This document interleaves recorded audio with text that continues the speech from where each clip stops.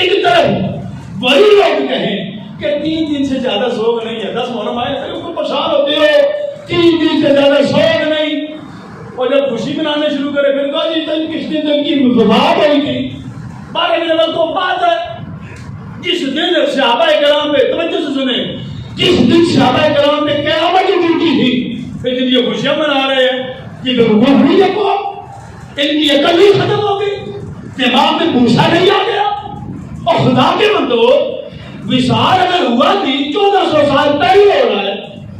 اللہ نے کہا 3 دن بھی گزر جائیں پھر سوگ نہیں کرنا پریشان نہیں ہونا ماتم والی کیفیت نہیں بنانی.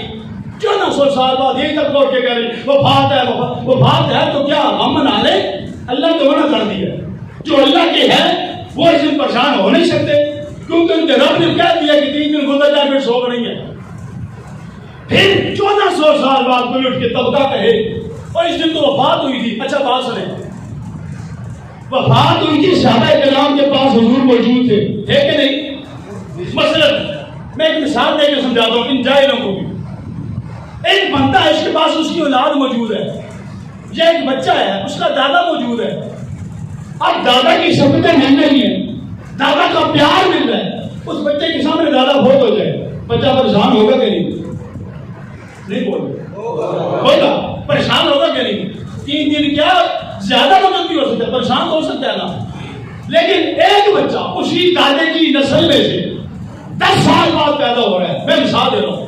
مجھے بتائیں 10 سال گزرنے کے بعد 20 سال گزرنے کے بعد 30 سال 50 سال گزرنے کے بعد یہ 1400 سال گزر گئے نا 50 سال گزرنے کے بعد ایک اس کی نسل میں سے بچہ اٹھے اور کہے چونکہ اس دن میری ہماری نسل میں سے ایک بندہ بہت ہوا تھا لہذا اس دن ہمارے گھر میں کوئی خوشی نہیں ہوگی. لوگ اس کو پاگل نہیں کہیں گے. وہ کہے گا جی دیکھیں اس دن تو اس وقت ہمارے گھر میں ماتم ہوا تھا تو اس کو کہے گا پاگل انسان. اس وقت وہ بہت ہوئے تھے جن میں بہت ہوئے ان کا ماتم کا حق بنتا ہے. ان سے محبت پر لمحات چھین گئے ان سے دادا کی اجازت چھین گئی وہ تو پریشان ہو سکتے ہیں. لیکن تم 50 سال کے بعد اس کے کیا ماتم بنا رہے ہو. تم نے دادی کو تو دیکھا بھی نہیں تمہیں پیار ملا بھی نہیں اور تم کس پریشانی کا اظہار کر رہے ہو. تو یہی بات ہے صحابہ پریشان ہوئے کیوں اس لیے کہ ید اللہ کے ہاتھوں میں ان کا ہاتھ ہوتا تھا وہ تو ہاتھ کے منہ کا دیدار ہوتا تھا وہ لیل کی محبت دیکھا کرتے تھے. اب وہ نظارے چھن گئے پریشانی تو ان کو بنتی ہے نا. تو جو 1400 سال بعد آ رہا ہے وہ صحابہ کی طرح پریشان ہو سکتا ہے بھائی. اگر یہ بات ٹھیک ہے تو پھر قانون بنا لینا چاہیے کہ 12 ربیع الاول کے دن کسی کے گھر خوشی نہیں ہوگی. کوئی شادی نہیں کرے گا کوئی خوش نہیں ہوگا کوئی فنکشن نہیں کرے گا کوئی ایسا معاملہ نہیں ہوگا. کوئی بنا سکتا ہے قانون. انہی سے پوچھو کہ کیا تم اپنے خاندان کا یہ تسلسل بنا سکتے ہو کہ آئندہ چونکہ 12 ربیع الاول کو حضور کی وفات ہے لہذا ہمارے گھر میں پریشانی ہوگی کوئی خوش نہیں ہوگا. کوئی کہہ سکتا ہے؟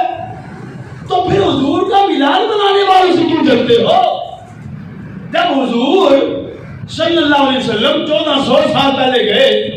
اب میں ایک اور بات آپ کو ایک تو یہ بات ہوگی کہ حضور نہ ہم میں آئے ہم لوگوں میں نہ ہم نے ان کا دیدار کیا نہ ان سے ہمارا مصافحہ ہوا نہ ان سے ہماری گفتگو ہوئی نہ وہ ہم سے گئے نہ ہم پہ پریشانی بنتی ہے.